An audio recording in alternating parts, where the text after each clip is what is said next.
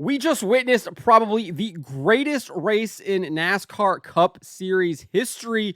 The action throughout the race was awesome, but how can you top that finish? 0.0003, I think, was the margin of victory for Daniel Suarez over Ryan Blaney, and it was 0.0007 from Suarez to Kyle Busch, who finished in third. That's right, we had a photo finish of 3 cars to finish the race. What an absolute finish. What an absolute race.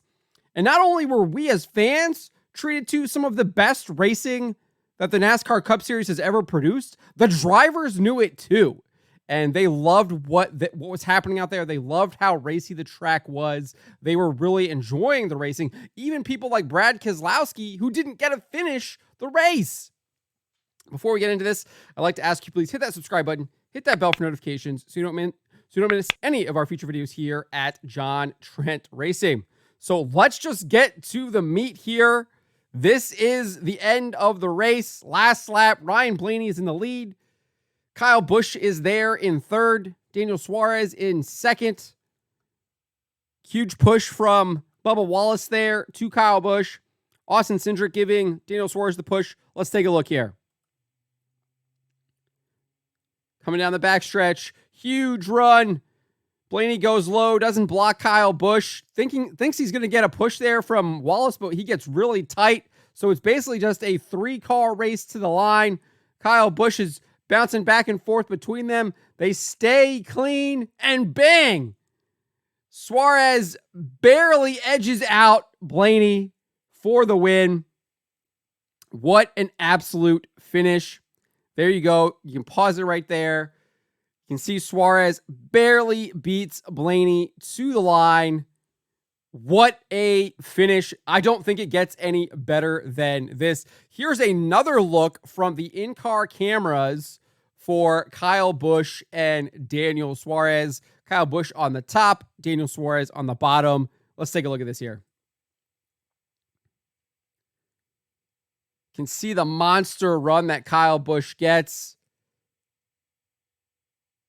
Coming here out of turn 2, going down the backstretch.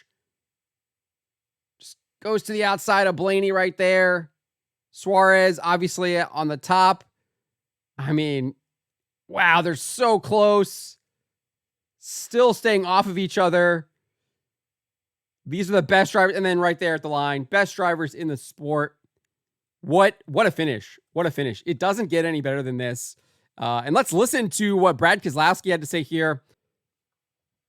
Here's what Brad Keselowski had to say following his wreck before he even got to see the end of the race, talking about this being some of the best racing you'll ever see.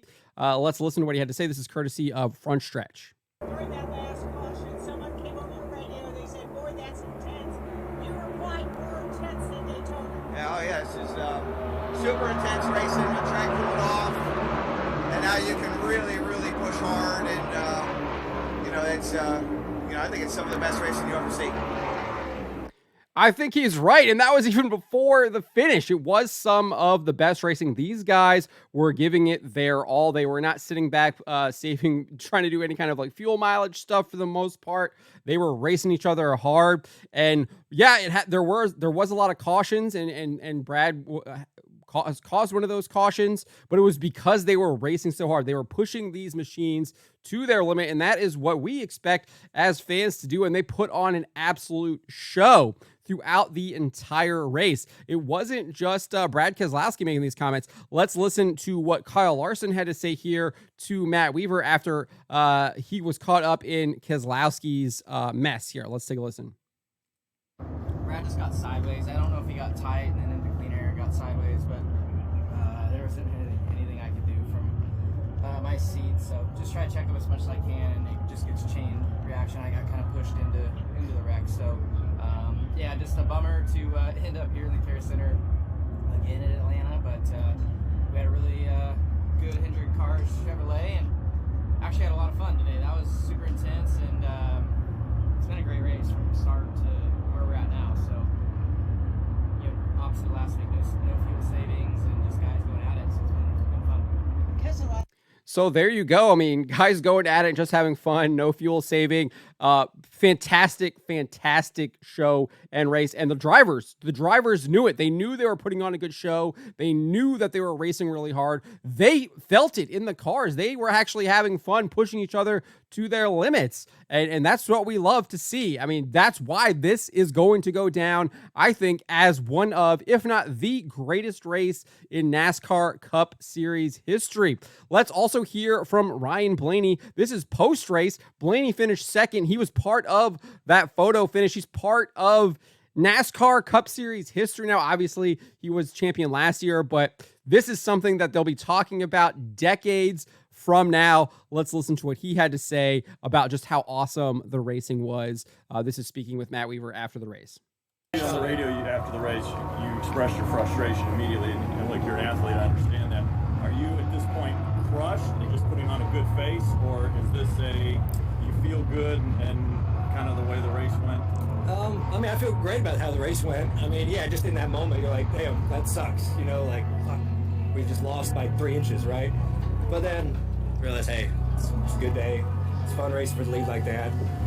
We didn't get tore up. So, yeah, the competitor in you, like, right when you lose, you're like, but I had fun tonight. You've been on any of these photo finishes before? You just wait for your crew chief to call it out, or do you know? Well, I can't complain much by losing them by a handful of inches. I've won them by 2 or 3 feet, so you're going to be on both ends of it. Honestly, I've gotten pretty fortunate to be on the good side of winning them by, a foot or two. So losing here tonight by a little bit, it's still a good run. I'm happy for Daniel. That's cool to see him win one, and it was fun racing with him. He's a great guy. So, yeah, can't complain too much when you're close like this, and hopefully the fans enjoyed it. That was a hell of a damn race. There you go. Hell of a damn race, says Ryan Blaney. You can't disagree with that. I mean, let's just look. I mean, obviously we saw the finish. That was absolutely phenomenal. But let's take a look at some of the wild racing that did happen. We saw an absolutely epic move by Austin Cindric going 4 wide, and they stuck it. There was no wrecks. It was a 4 wide racing at Atlanta. This was awesome. Let's take a look at this here. So keep your eye on that yellow number 2 car. Dashes down to the bottom of the track. We're 4 wide for the lead. And he gets it. He pulls it off. Kyle Busch is like, oh, I can do that. And he goes and follows him through. They kept going. Todd Gilliland is down there 4 wide. I mean, it doesn't get any better than that. I mean, this was, what are we looking at here? I think we're like, 40, 50 laps to go here still. And we're getting 4 wide racing, and they actually stuck it. They did try to do it again. Chase Briscoe was making some extremely aggressive moves. Unfortunately, it bit him. They were not able to replicate the 4 wide, and he ended up turning into a pinball. Let's take a look at this here. So keep your eyes on that blue number 14 car in the middle of the track there. You can see Suarez is down at the bottom. Denny Hamlin is off of his left rear quarter panel, and that's Kyle Busch up at the top. Let's take a look at what happens with Chase Briscoe as he's trying to shoot the gap here. Just spins off of Hamlin's right front, just destroys him, and then turns into a literal pinball. Like, just bang. Tried to go 4 wide. It didn't work. But just look at how great the drivers are to avoid that carnage, too. Todd Gilliland, those guys at the top sneaking by. But again, great aggressive racing, pushing their machines to the limit, pushing themselves to the limit. And sure, there were a bunch of cautions, and I do think one of the things that they probably could improve, like the one criticism I do have, is that we need to get these cautions shorter, especially when you're having like single car spinouts. Why are we doing like a 5-10 minute caution break? Just doesn't seem, it should be a lot shorter than that. But I mean, if we're going to have cautions, it's going to be for great racing like this. These guys pushing their machines to the limit rather than just someone makes a mistake and you just have all this absolute carnage and it just seems unnecessary. These cautions were because the guys were racing so hard, pushing themselves so hard, and it absolutely turned into a great show, and we got a phenomenal, fantastic finish. So I can't, just to kind of close it out here, I'm going to repeat it again. I do think this was one of the greatest races in NASCAR Cup Series history, and People are going to be talking about this one for a very, very long time. But let me know what you guys made of this race. Let me know in the comments below.